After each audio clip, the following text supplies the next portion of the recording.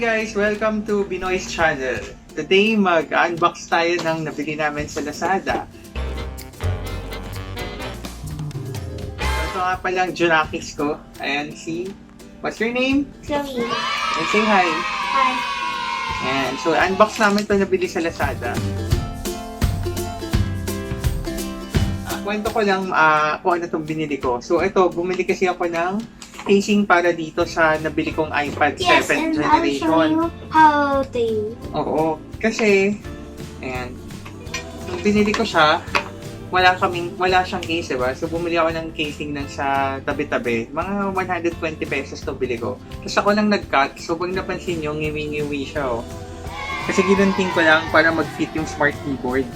Kasi yan ang common problem eh. Ayan o, yung smart keyboard kasi nakaumbok siya. So kapag yung case mo walang ganong uwang, hindi siya mag-fit. So kaya ko siya ginupit. So ngayon, wala kasing nagbebenta pa dito sa Philippines. Kaya nag-order muna ako sa Lazada. So this is shipped from China. Naku, sana walang COVID. Ayan. So, pero ngayon, unbox na muna natin. Tignan natin kung maganda siya or hindi. Oo. Sige, Chloe, open mo na.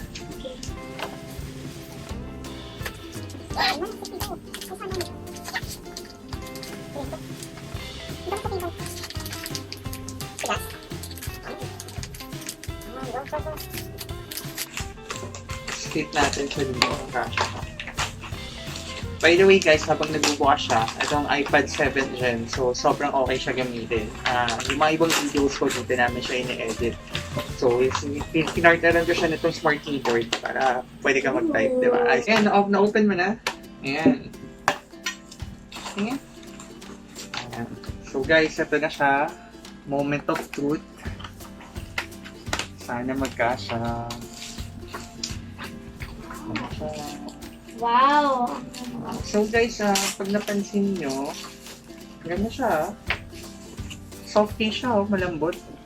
Malambot siya. Hindi pa lang itong isang nabili ko. Malambot din naman, pero parang yung clear kasi niya eh. Yung acrylic type. Ito, talagang lambot. Ang ganda ng texture. Ito matte type. So ito na. Sukat natin kung fit. Nakakabit ng keyboard. So guys, ito na siya. Pag nakita nyo, fit na fit siya. Oh. Yung mga camera holes, lahat pasok. Yung mga microphone, kuha siya. Yung audio port, tapos charger port, tsaka yung mga speakers. So, pasok siya lahat. Swak na swak siya. Tsaka yung mga, ayan, power button. Pasok din. Lahat na gumagana. So, sulit siya. Nabili ko lang siya less than 500 pesos. Maganda na. So, nakuha ko siya sa site ng ESR. I think yung brand niya nakatutak din dito. Ayan, kita nyo. It's ESR. So, kung bibili kayo ng para sa iPad 7th Gen nyo na casing, mas maganda sa shop nila kayo bumili.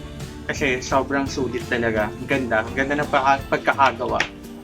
Oh, fit na fit to. Hindi pareho ng ginawa ko. Tingnan mo, side by side natin. Oh. Ginawa ko, ngiwi-ngiwi. Pangtawid lang naman to guys. Pangtawid. Diba? So, yan. Yan lang.